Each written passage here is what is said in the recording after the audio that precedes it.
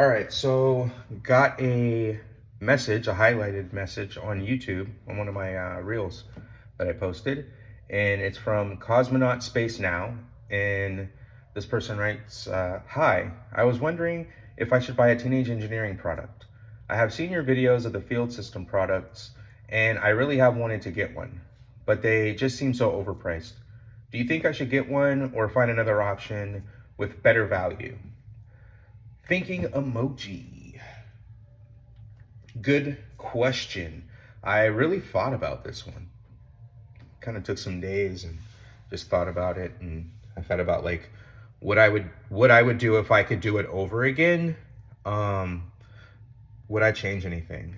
Um, I I don't honestly. I don't think I would change anything. Um, maybe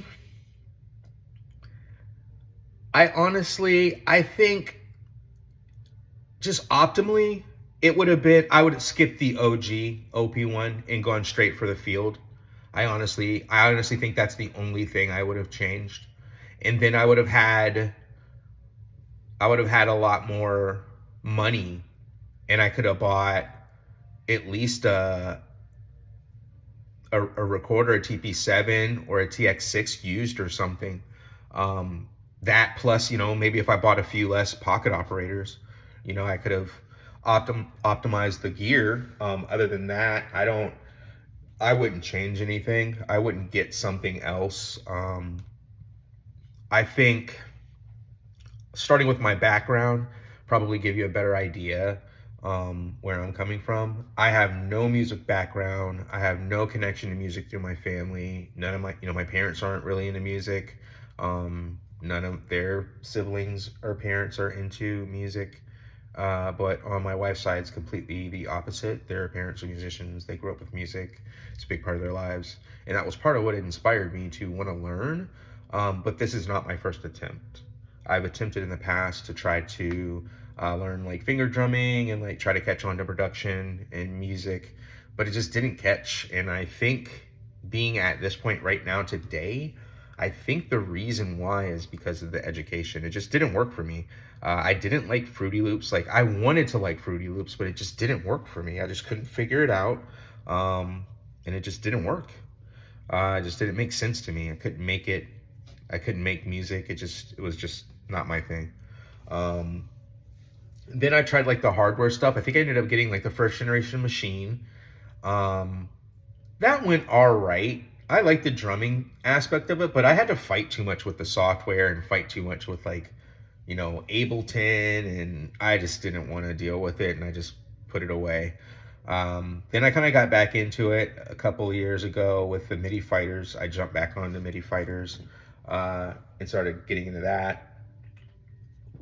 And then I was just like, I want to start like sequencing. I want to start building with the drum sounds instead of just playing live. I wanted to be able to do both. So then I got pretty good and got bored with the content for finger drumming that I could understand. I went and grabbed pocket operators. This was like, I'm basic. Like I know nothing about music, and these things taught me the basics of music. So I do not regret buying these. So if you're a basic person that doesn't know about music, that will be a perfect starting point. If you're not, if you're an advanced person, you're a musician, that stuff is, you have that, that stuff already. I say skip the pocket operators. They're toys to you. Go straight with this stuff. Don't even waste your money there. Unless you want to pick up like some cool ones, like the Tonic is cool, the Speak is cool, or the Rick and Morty one is cool, and of course the KOs, the Street Fighter one or the regular one are cool, but they're toys if you have that knowledge. Go straight into these. I'm a sequencing person, so I use this a ton. This goes with me everywhere. But this thing is really cool. You can make some cool sounds with this. You can do like sound design with this, and that's what I'm gonna start diving into the engines and stuff. You can do some cool stuff with Dimension. I've been messing around with Dimension, making cool sounds with this.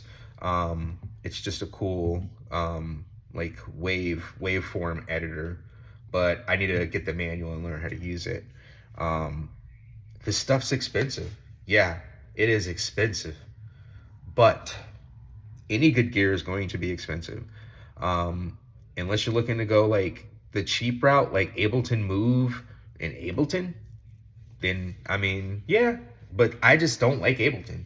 I don't like software. I want hardware. Like I buy hardware drum machines. Like I want the authentic sounds from the original drum machines. So I buy the hardware and then I sample them into these devices and use the sounds in a new style workflow that just makes sense to my brain. The workflow in this is goofy as far as sequencing sounds. I don't like it. I wish they would just put a regular sequencer on this. Um, but that's what this is. If that's what you want, a regular sequencer, get this because it's a sequencer. Um, my only gripe is I feel like the velocity doesn't work right, and I wish that they can make the sequences longer, like more than 4 bars. It's 1 through 4. I wish they can add more, like it was, 1 through 8, um, that kind of thing.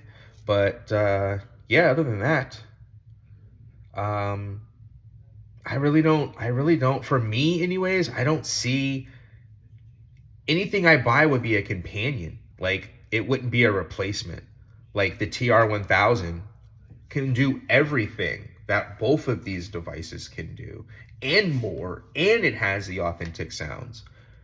But I don't want that. Like I want it for the sounds, but I would not replace this with that. I would use that like I use my other hardware drum machines.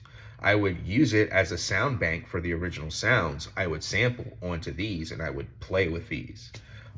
These things are just magical in the way the workflow is and the beauty of it. It just like the different like bars, like it's like a grayscale. So you like it just pulls your brain like into certain places, and it's by design. And it I don't know. I can't really explain it. It's just I mean, you can see it in the music, right? You can see, how I've improved. Um it's just it's hard to explain. It's just called to me and it just made me learn music.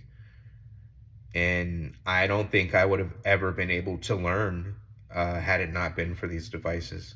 Just nothing else worked for me.